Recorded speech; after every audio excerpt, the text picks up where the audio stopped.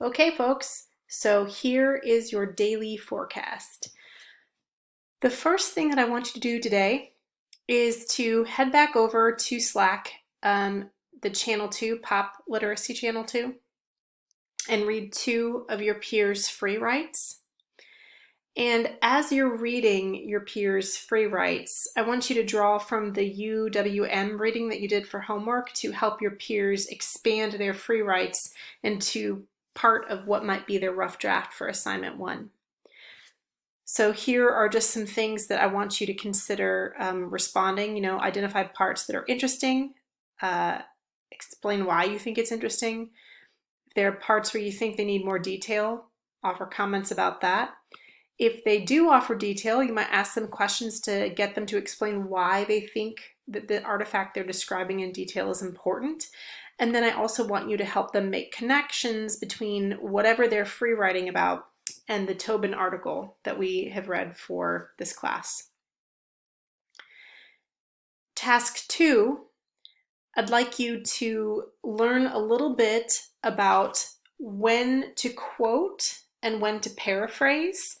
There is a UWM resource, Quoting and Paraphrasing, that I'd like you to read, but I do just want to give you the short hot take here that 80 to 90% of the time you should actually just be paraphrasing and using in-text citations that way, and then only 10 to 20% of the time just use direct quotes with again, in-text citation.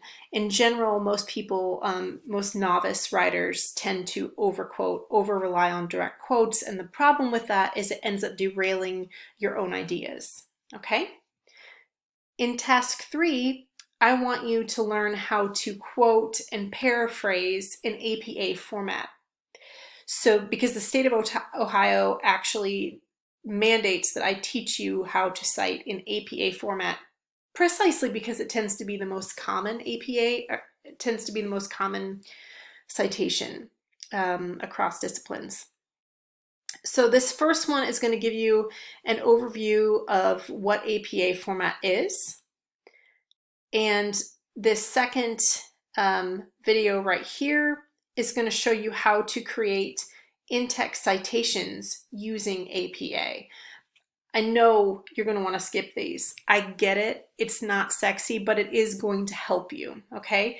The other thing that I want you, though, to keep in mind is don't panic, because what I've also done is I've offered a typed out recap. So I actually show you how to use APA to do a direct quote. So I give you some examples of the different ways to do that using a direct quote. And I've also given you some examples of how to use APA to do paraphrased citations, right? So I've given you examples, and I'm using the Tobin article because I know that we've all read it, so it'll make sense.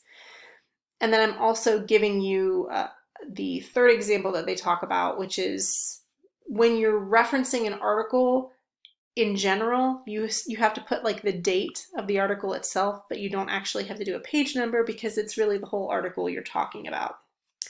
Okay, so do be careful and read all of this even if you want to skip it, because it is going to end up helping you. And you don't want to plagiarize, right?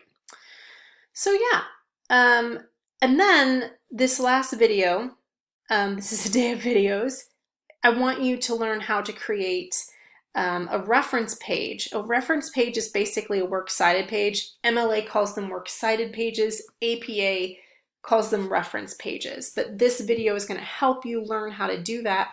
And once again, because I am a benevolent dictator, just kidding, because I'm trying to be helpful, I've given you actually some sample formats. So this is how you would cite the general format for citing an academic article. And then I've used the Tobin et al. I've actually generated the Tobin et al. Citation for you there. But I also should give you the general reference for citing a book and give you an example of that. The same thing for citing a film. I give you an example of that. And so on, a news article, a television series, just so that you know how to do that. All right, and then for homework, if you didn't finish watching the APA videos for some reason, no judgment, finish them. And then I want you to return to the assignment 1 handout, and I want you to complete step 2 listed in the assignment prompt. All right, so that's your only homework. Some of you might decide that you want to go all the way and get extra credit, and in which case, if you want to, complete step 3 on the handout as well. That's going to give you a full draft of assignment 1.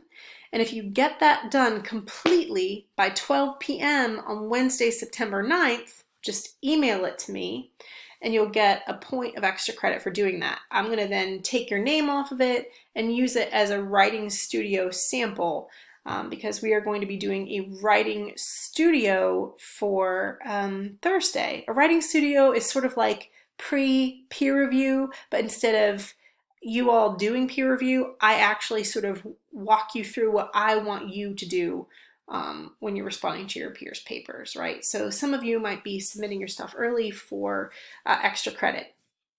If you're really stressed out about the noon deadline for the extra credit, so Wednesday, September 9th at noon, don't freak out. There are a ton of extra credit opportunities in this class. So if you're like, that's too soon, it's okay. Like, it's truly okay to give a lot of extra credit.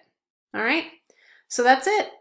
I'll see you in Slack. I will see you here in the Google Doc. And yeah, if you have questions, I'll see you also on Zoom. Take care.